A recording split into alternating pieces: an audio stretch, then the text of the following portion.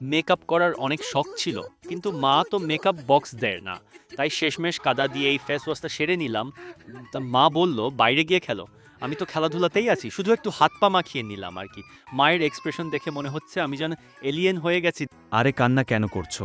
আমি তো just pencil দিয়ে একটু ট্যাটু আঁকছিলাম। দেখছেন তো ও কত খুশি।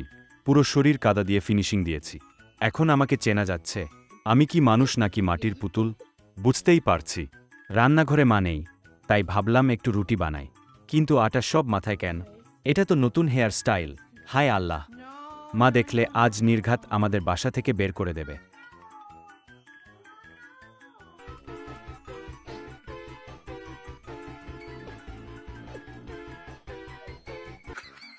নিজেই নিজের নাপিত হলাম।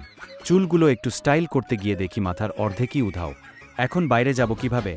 গাড়ি ধোয়া তো বড়দের কাজ না, এটা আমাদের মতো ইঞ্জিনিয়ারদের কাজ। ওহ নো, পাইপটা তো অন্যদিকে চলে গেছে। সরি বাবা।